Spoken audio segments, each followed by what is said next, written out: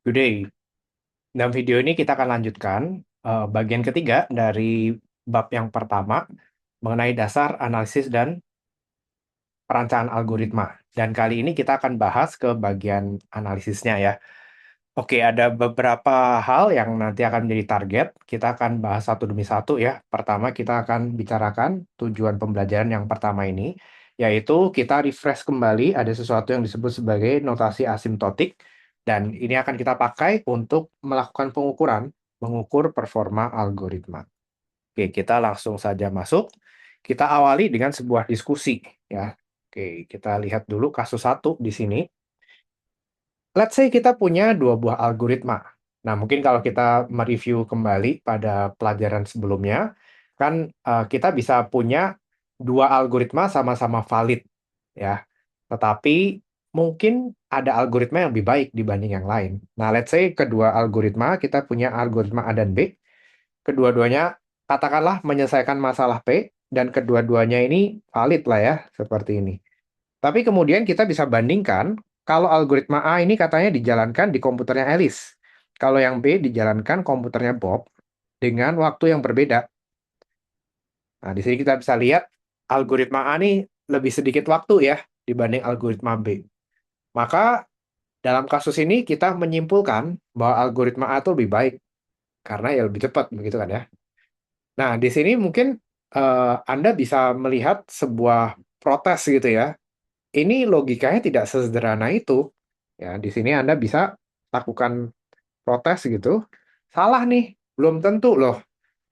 Kan device-nya berbeda. Jangan-jangan komputer A itu superkomputer, komputer B itu ya prosesor yang sudah jadul. Jadi wajar saja yang superkomputer bisa menyelesaikan lebih cepat dibanding yang algoritma B. Nah, sekarang kalau kita coba seragamkan, ya kita standarisasi deh. Ya, jadi sama-sama nih dijalankan di komputernya si Alice. Ya, seperti ini. Wah, ini kok ada ini. Sebentar, saya hapus dulu. Oke, sebentar. Ya, kedua-duanya sama-sama dijalankan di komputernya Alice. Ya, lalu dari sana kita ukur, ternyata waktunya juga masih sama. Ya, algoritma A itu lebih cepat daripada algoritma B. Maka kita simpulkan, algoritma A itu lebih baik daripada algoritma B. Nah, logika yang seperti ini sudah cukup oke nggak? Coba kita lihat ya. Ternyata bisa diprotes juga nih. Nah, ini kita belum exactly tahu algoritma A memang sama-sama menyelesaikan masalah P gitu ya. Let's say P itu adalah masalah menyelesaikan persamaan linier. Nah, misalkan begitu. Nah, yang satu misalkan algoritma A itu hanya 10 variabel, algoritma B 1000 variabel. Nah, itu kan ya masih nggak adil gitu kan ya. Kalau algoritma B itu menyelesaikan lebih lama karena ada 1000 variabel, sementara A itu hanya 10. Nah, bukankah wajar saja ya kalau algoritma B itu waktunya lebih panjang? Oke, kita coba lebih teliti lagi deh ya. Jadi sekarang sama-sama nih katanya komputer Alice itu dijalankan sama-sama di komputer Alice, lalu inputannya juga katanya sama. Nah, ternyata A lebih cepat daripada B. Nah, kalau kasus seperti ini, sudah oke belum ya? Nah, ini kan kita coba standarkan. Device-nya harus sama, kemudian inputannya juga harus sama. Nah, ternyata waktu kita pernah pelajari gitu ya, di mata kuliah sebelumnya, nggak bisa loh. Justru malah nggak boleh itu inputan itu disamakan. Karena ada kasus di mana worst case dan best case ya. Kasus terburuk dan kasus terbaik, itu mungkin inputannya beda. Jadi harusnya dibandingkan sesama worst case atau sesama best case. Nah, itu baru adil. Nah, ini sesuatu yang kita sudah atasi ya di mata kuliah sebelumnya. Sekarang kita akan coba telisik lebih dalam ya. Jadi sekarang kita punya dua pernyataan deh ya, seperti ini pernyataan satu dan dua. Coba Anda baca dulu, lalu pause video ini dan Anda menjawab pertanyaannya ini, pernyataannya yang benar yang mana saja. Oke, sekarang kita jawab. Kita bahas ya diskusinya. Pernyataan satu ini benar tidak ya? Katanya apa? harus dalam kondisi persis sama, ya. Ini syaratnya dulu ya. Baru dua buah algoritma itu bisa dibandingkan, ya. Artinya kalau kondisi perangkatnya itu berbeda, maka algoritma itu nggak mungkin bisa dibandingkan.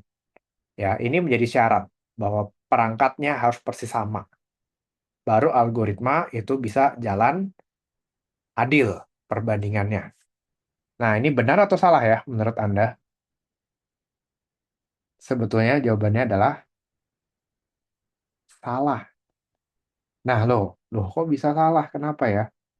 Nah, ingat kembali ya bahwa dalam prinsip analisis algoritma, kita itu menggunakan analisis formal. Ya, jadi kita sebetulnya tidak menggunakan analisis secara empirical. Kita tidak mengukur waktunya sebetulnya, tetapi kita akan menggunakan perangkat matematik begitu ya, perangkat theoretical untuk menunjukkan bahwa sebuah algoritma itu lebih baik atau sama atau lebih buruk dibanding algoritma yang lain. Dan ini sifatnya tidak perlu di-run, ya. Kita bisa lakukan analisis berdasarkan struktur dari program itu sendiri, ya. Kita telisik dalamnya seperti apa, lalu kita bisa melakukan analisis kompleksitasnya, tanpa perlu kita run di komputer pun kita bisa membandingkan, yang A lebih baik atau daripada yang lain. Nanti kita akan bahas, ya. Pernyataan yang kedua bagaimana? Nah, di sini membandingkan performa dua algoritma. Yang paling tepat itu caranya adalah, katanya membandingkan performa dengan inputan yang ukurannya besar, bukan inputan yang kecil. Nah, ini benar atau salah? Artinya, kalau N itu adalah ukurannya, maka kita inginnya N itu sesuatu yang sangat besar, alias menuju infinity. Dan ini adalah pernyataan yang sebetulnya benar. Nah, jadi di sini, ini yang disebut sebagai analisis asimptotik. Oh, kenapa ini? Analisis asimptotik ya, seperti ini. Jadi yang benar adalah pernyataan 2 dan pernyataan 1 salah. Nah, seperti ini. Oke, kita akan coba bahas dengan lebih detail. Ya, apa sih?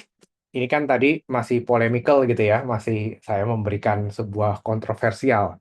Apa sih yang dimaksud dengan semua ini sebetulnya?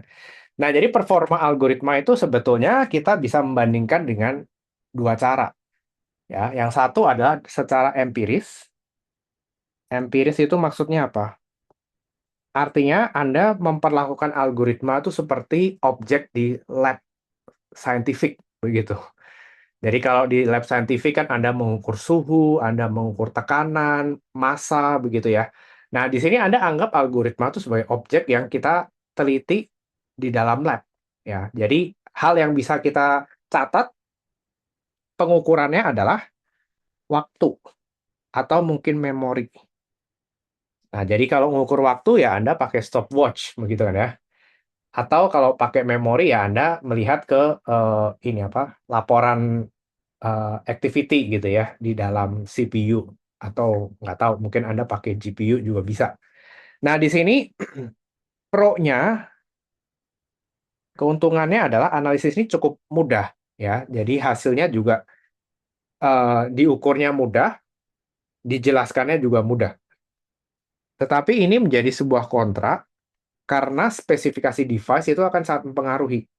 Ya, kita rasanya jadi bingung gitu membandingkan algoritma A dan B, ya, menyelesaikan masalah yang sama sebetulnya nih, tapi kalau device-nya berbeda kan keluarannya berbeda ya. Waktunya, device yang lebih canggih tentu waktunya lebih cepat. Nah, pertanyaannya, bisa nggak sih analisis yang kita coba pikirkan, analisis yang bebas konteks device? Artinya apa sih? Jadi kita nggak terlalu peduli gitu ya, device yang digunakan untuk komputasi itu seperti apa. Kalau hal itu bisa dilakukan, maka sebetulnya perbandingannya itu sebetulnya lebih adil. atau lebih abstrak begitu ya, lebih lebih, di mana lebih universal ya, perbandingan dimanapun dalam situasi apapun dalam device apapun hasilnya senantiasa sama. Nah, ini yang disebut sebagai analisis formal. Nah, jadi dalam analisis formal, kita melakukan analisis kompleksitas algoritma. Seberapa kompleks algoritma yang kita desain itu.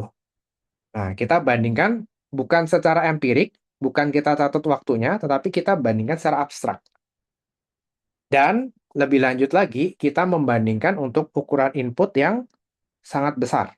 Atau ini pendekatannya adalah asimptotik. Nah, kenapa kok kita membandingkan untuk inputan yang sangat besar? Supaya adil. Ya, jadi kalau kita ngomongin input yang kecil sih, kayaknya semua pendekatan sih gampang-gampang aja ya. Senaif apapun atau se apa ya, sebego apapun gitu ya algoritma, tapi kalau Anda berikan inputan yang cukup kecil, ya dia bisa-bisa aja nge-solve dengan cukup cepat ya. Karena itu kita pengen sesuatu yang sifatnya lebih challenging ya. Jadi kita pakai inputan yang sangat besar. Nah, pro-nya di sini adalah analisisnya ini sifatnya murni. Kita hanya membandingkan algoritma. Dan ini sifatnya universal across devices. Ya, jadi device-nya Anda mau pakai apapun atau di kemudian hari mungkin device bisa berkembang, bisa eh, lebih canggih lagi. Nah, itu nggak peduli ya, hasilnya akan senantiasa sama dan hasil ini akan senantiasa bisa jadi patokan yang kekal lah, kira-kira seperti itu. Nah, tapi ada kontranya juga ya, ada kelemahannya, yaitu, ada perbedaan halus yang tidak bisa terdeteksi karena asimptotik. Karena kita akan menggunakan konsep infinity, begitu. Nah, konsep infinity itu, apa namanya, ada sedikit plus satu plus 2 dikurang 3. Nah, itu kan kayak nggak terlalu ada beda, ya. Jadi dalam hal ini, dalam analisis formal, besaran fisis itu tidak digunakan. Ya, besaran fisis itu contohnya seperti ini. Anda ngitung berapa detik, nah ini kita nggak pakai. Atau kadang ada juga ya, kalau kita lihat kesatuan pekerjaan unit komputer, nah itu ada satuan GFLOPS atau mungkin memori itu ya tentu menggunakan bit atau byte. Nah ini kita tidak pakai semua. Terutama dalam mata kuliah ini kita juga tidak melakukan analisis secara empiris. Nanti mungkin ada waktunya yang akan relevan gitu ya, kita menggunakan analisis empiris, tapi dalam mata kuliah ini kita fokusnya pada analisis yang sifatnya formal. Oke, kita akan, formalkan kembali gitu ya, kita bicarakan lebih presisi, apa sih yang disebut sebagai efisiensi waktu? Atau kadang-kadang disebut juga ya kompleksitas gitu ya, kompleksitas waktu. Kompleksitas, waktu. Jadi kalau kita mau mengukur algoritma, ya satuan ukuran kecepatan atau waktu ya dari sebuah algoritma itu bukan detik. Ya, jadi Anda tidak mengukur seberapa algoritma cepat cepat itu dengan satuan detik, tetapi dengan satuan apa? Operasi dasar. Nah, jadi di sini operasi dasar itu dihitung di-count gitu ya. Dicacah ada berapa banyak operasi dasar yang perlu diselesaikan oleh program tersebut atau algoritma tersebut untuk menyelesaikan sebuah instance. Nah, jadi di sini efisiensi waktu itu persisnya adalah algoritma untuk mengukur banyaknya operasi dasar. Ada berapa sih operasi dasar yang kita perlu lakukan? Dan banyaknya ini kita tuliskan sebagai sebuah fungsi terhadap ukuran instance. Nah, seperti ini. Ya. Nah, ini contoh, contoh operasi dasar. Jadi Anda mungkin membangun algoritma yang panjang begitu. Lalu di dalam algoritma itu mungkin ada operasi perbandingan, ya melakukan seperti ini lebih kecil atau Anda melakukan sama dengan seperti ini dan seterusnya. Ini kenapa sih? Sebentar ya.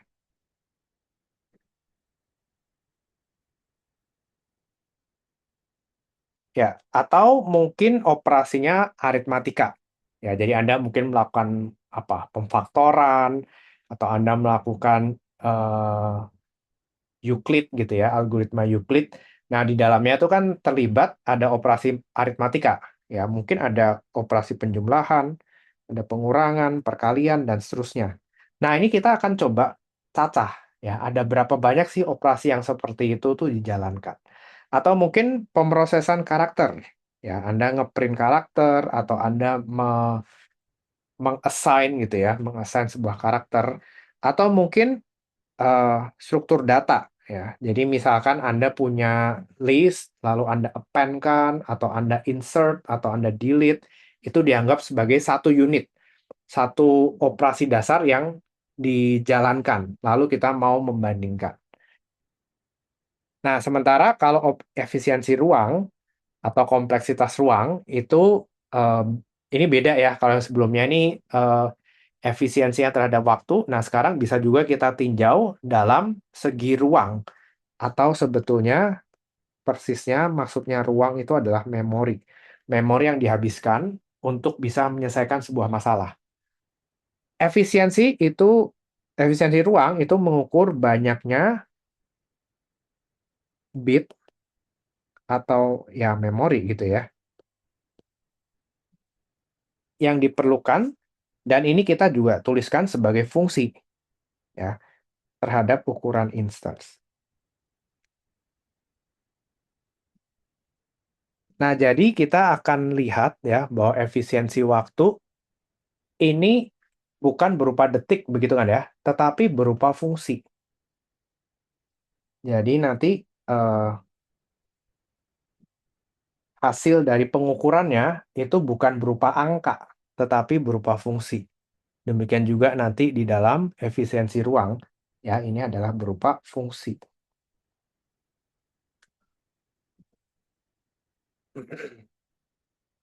Nah, dalam kita melakukan pengukuran memori, kita bisa memperhatikan beberapa komponen berikut yang biasanya itu mempengaruhi memori.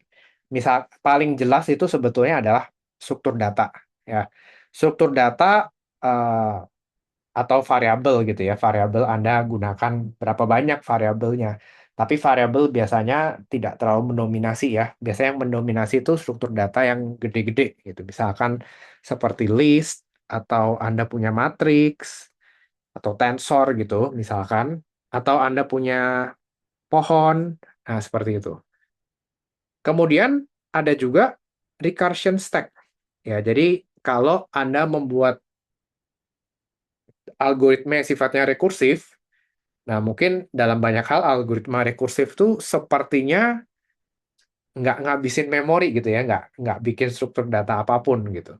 Tapi sebetulnya dalam proses perhitungan back end-nya gitu ya, yang tidak terlihat di UI ketika kita ngoding, itu sebetulnya ada sebuah stack ya, atau sebuah tumpukan kedalaman recursion. Berapa banyak fungsi yang dipanggil untuk mewujudkan atau mengimplementasikan rekursi tersebut. Nah, ini ngaruh terhadap eh, memori yang digunakan. Nanti kita akan lihat ini lebih mendalam ya dalam beberapa contoh berikutnya. Nah, kita akan revisit ini sesuatu yang Anda sudah pernah pelajari ya. Karena dari tadi kita bicara efisiensi itu berupa sebuah fungsi, begitu kan ya? Jadi di sini Anda mengukur efisiensi keluarnya sebuah fungsi ya. Karena itu kita ketika membandingkan, kita juga butuh suatu cara untuk memperbandingkan dua buah fungsi. Fungsi yang satu lebih besar dari fungsi yang lain, nah itu artinya seperti apa? Nah, contoh ya, kita punya notasi Big O ya. Makna secara casual-nya adalah dia itu sebetulnya lebih kecil atau sama dengan. Nah, contoh lah seperti ini. Jadi misalkan Anda punya fungsi yang sebelah kiri, maka 7n dikurang 13 itu dapat kita tulis sebagai Big O dari n. Simply seperti ini saja. Artinya apa? Yang sebelah kiri itu suatu fungsi yang kira-kira lebih kecil atau sama dengan. Nah, begitu. Ya, demikian kalau big theta. Ya, big theta ini kita juga bisa katakan 7n kuadrat plus 4n min 13. Seperti yang tertulis di contoh tersebut. Ini sebetulnya kira-kira sama nih dengan n kuadrat. Nah, seperti ini. Jadi seperti mengambil suku terbesarnya. Ya, seperti itu. Ini kira-kira artinya menunjukkan sama dengan. Atau big omega. Nah, kali ini artinya lebih besar. Jadi Anda bisa lihat ya, seperti ini. 7n kuadrat plus 20n min 13. Kita boleh tulis bahwa yang sebelah kiri itu sepertinya lebih besar dibandingkan 1. Nah, misalkan seperti ini ya. Nah, kita bisa ngomong ya, buat n kuadrat itu kan lebih besar daripada fungsi konstan. Ya. Demikian juga ada konsep little o dan little omega, tetapi dua ini agak jarang kita bicarakan dalam konteks analisis algoritma. Yang lebih sering adalah yang big ya, big O, big theta, big omega. Dan dalam hal ini biasanya big O itu digunakan untuk worst case ya, atau analisis kasus terburuk. Big omega, big omega untuk analisis best case atau kasus terbaik. Big theta itu biasanya average ya, kasus rata-rata. Oke, kita lihat next-nya. Nah, di sini kita akan sering ya menggunakan, kita akan revisit banyak keluarga fungsi yang sebagaimana bisa terlihat di sini. Ini saya ambil dari buku Levitin. Nah, ini adalah beberapa fungsi yang mewakili kompleksitas algoritma. Dan ini sifatnya semakin ke bawah, itu semakin kompleks. Nah, seperti ini. Semakin ke bawah sini, semakin gede gitu ya. Semakin ke atas itu semakin sederhana atau semakin kecil. Nah, jadi kita akan lihat bagian yang sebelah kanan ini adalah keluarga fungsi monster. Jadi ini adalah keluarga yang berbahaya gitu ya. Kalau sampai algoritma kita kompleksitasnya seperti sebelah kanan, kita biasa sebut ini sebagai keluarga superpolinomial. Jadi maksudnya ini lebih buruk dari polinomial. Rumit sekali atau panjang sekali gitu. Running time-nya itu besar. Nah, sebenarnya sebelah kiri itu adalah keluarga fungsi polinomial. Dalam arti, ya sifatnya polinomial itu kan n pangkat k, begitu ya. Jadi kalau kita lihat yang sebelah kiri itu adalah fungsi-fungsi yang setidaknya kita bisa tuliskan sebagai n pangkat sesuatu, sebuah konstan. Atau mungkin lebih kecil dibanding itu. Misalkan kalau log n ini kan sebetulnya log itu pasti nilainya lebih kecil dibanding n pangkat sekian. Nah, bandingkan dengan yang sebelah kanan, kenapa ini super polinomial? Karena misalkan eksponensial ini ya, ini tuh tidak bisa. Anda tidak bisa menuliskan 2 pangkat n itu sebagai n pangkat sesuatu. Ini eksponensial itu sifatnya jauh lebih besar, jauh lebih meledak dibanding yang polinomial. Nah, kira-kira seperti itu.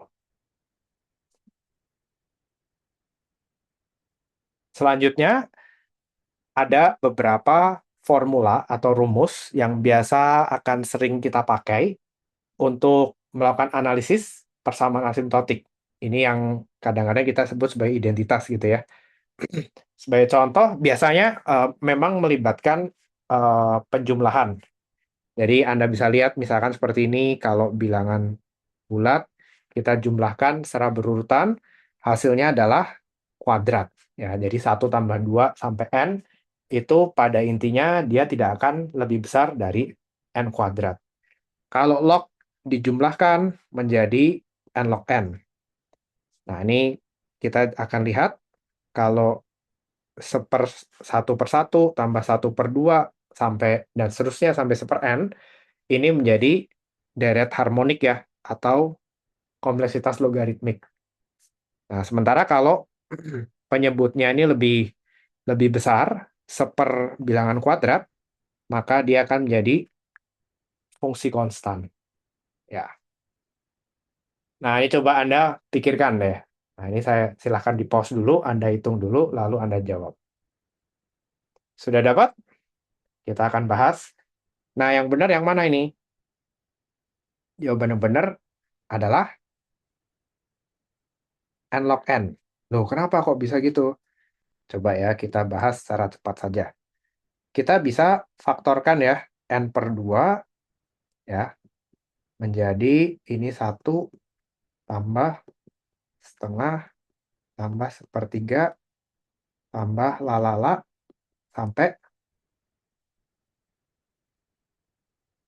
1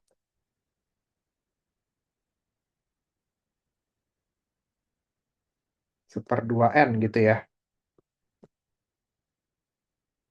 Oh sorry, 2 per n maksudnya. Sebentar, saya ganti dulu.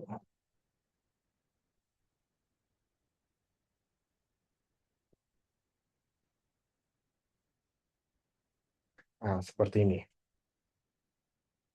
Lalu kita akan coba hitung. Nah, sekarang Anda boleh memperhatikan bagian yang nomor 3 ini. Nah, ini kan sebetulnya yang bagian nomor 3 itu adalah kira-kira sebesar log n. Walaupun mungkin Anda memperhatikan juga, loh tapi kan di sini ada angka 2-nya ya. Sementara kalau di rumus ini kan hanya sampai 1. Nah, sebetulnya di sini kalau mau presisi ya memang ini menjadi log dari 2n. Jadi ini sebetulnya kalau kita mau presisi ini menjadi big O dari log 2n. Tetapi log 2n itu juga bisa kita tulis sebagai log 2 tambah log n. Nah, log 2 ini kan sebetulnya konstan ya. Log 2 ini kan 1. Log n ya log n. 1 dengan log n kan lebih besar log n ya. Jadi ya ini tidak lain adalah log n saja.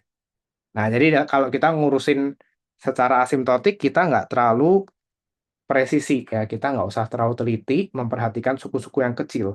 Kita cukup memperhatikan suku yang paling besar.